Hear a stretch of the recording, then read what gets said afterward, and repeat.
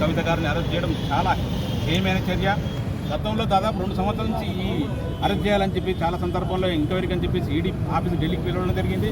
ఎప్పుడు కూడా నోటీసులు ఇచ్చేసి ఎక్కడ కూడా ఎఫ్ఐఆర్లో పేరు లేకపోయినా సరే కావాలని రాజకీయ కక్షతోటే ఈరోజు బీఆర్ఎస్ పార్టీని ఎదుర్కోలేక గౌరవ కేసీఆర్ గారిని ఎదుర్కోలేకనే ఈ అరెస్ట్ చేసేసి ఈ రాజకీయ లబ్ధి పొందాలని నిన్నటి రోజున అరెస్ట్ చేయడం, ఈరోజు నోటిఫికేషన్ రావడం ఒక రోజు ముందే అరెస్ట్ చేయాలంటే ఎందుకంటే వాళ్ళు రాజకీయ లబ్ధి పొందాలి. ఖచ్చితంగా బీజేపీ పార్టీ కాంగ్రెస్ పార్టీ రెండు ఒకటి అయిపోయేసి ఖచ్చితంగా బీఆర్ఎస్ పార్టీ ఇక్కడ నామరపల్లి కూడా చేయాలని ప్రయత్నం చేస్తారు. కానీ యావత్ తెలంగాణ రాష్ట్రం మొత్తానికి తెలుసు ఈ బీఆర్ఎస్ పార్టీ తెలంగాణ రాష్ట్రానికి రక్షణ కవచం, శ్రీరామ రక్ష.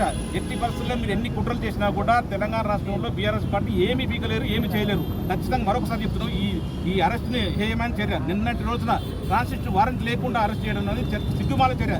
ఈడీ గారు సిబిఐని వీళ్ళని అందరూ అడ్డం పెట్టుకొని ఇన్కమ్ ట్యాక్స్ని అడ్డం పెట్టుకొని బీజేపీ పార్టీ రాజకీయం చేస్తుంది.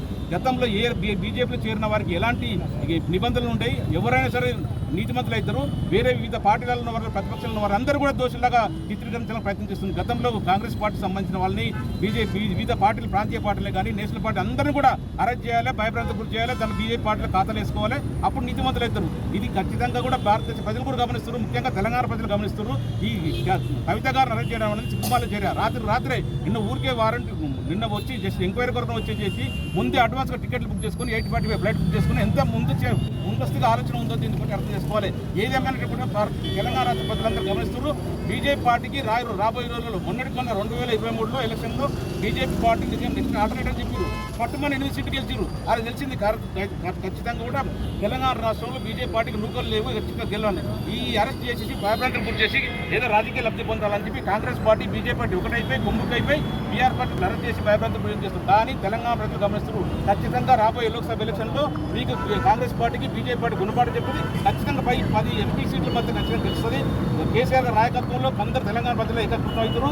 ఎందుకంటే మీరు చేసే లంగ పనులకు, బీజేపీ పార్టీ చెత్త పనులకు కాంగ్రెస్ పార్టీ చేస్తున్న రేవంత్ రెడ్డి గారు అందరూ కూడా కొమ్మికై పెద్దన్న బడేబాయి చోటబాయి అందరూ కలిపేసి తెలంగాణ రాష్ట్రం బీఆర్ఎస్ పార్టీ బృందం ఏదో న్యాయం చేయాలని చూస్తున్నారు. కానీ ప్రజలందరూ గమనిస్తున్నారు. ఖచ్చితంగా తెలంగాణ రాష్ట్రంలో బీఆర్ఎస్ పార్టీకి ఎప్పటికి కూడా ఏమీ పీకలేరు.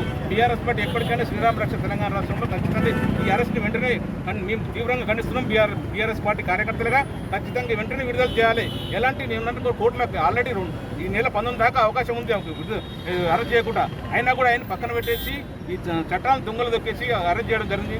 దీన్ని మేము అందరం తీవ్రంగా ముక్త ఖండంతో ఖండిస్తున్నాం. ఖచ్చితంగా వెంటనే విడుదల చేయాలని బీజేపీ పార్టీ మోడీ గారిని హెచ్చరిస్తున్నాం.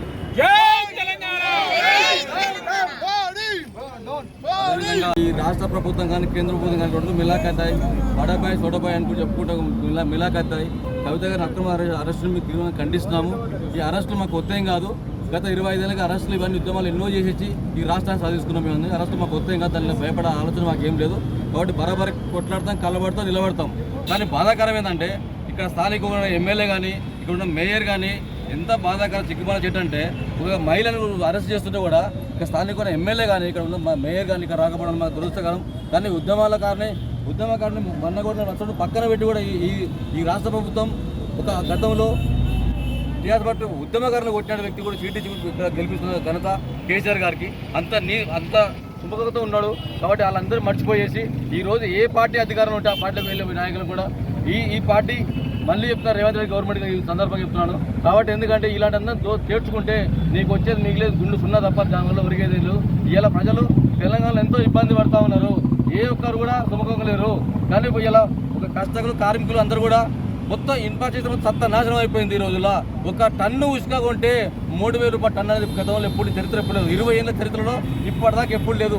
ఫస్ట్ టైం చూస్తున్నాం. ఇప్పటిదాకా ఒక కంకర కొంటే టన్ను కొంటే 1000 రూపాయలు అయింది. ఈ చరిత్ర ఎప్పుడు లేదు. కానీ ఈ ఘనత గవర్నర్ రేవంత్ రెడ్డి గారికి దక్కింది. కాబట్టి మీరు అనుకుంటారు ఏదో మీరు వద్దు మిలాఖతాయి బీఆర్ఎస్ భయపడడానికి ఎవరు లేరు. మేము సిద్ధంగా ఉన్నాం, కలబడతాం, కొట్లాడతాం, నిలబడతాం. జై తెలంగాణ, జై తెలంగాణ.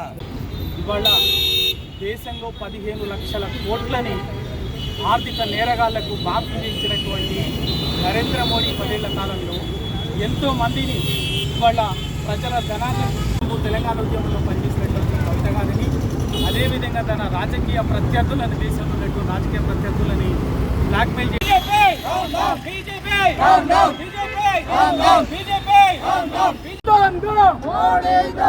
దొంగలకు దొంగ దొంగలకు దొంగ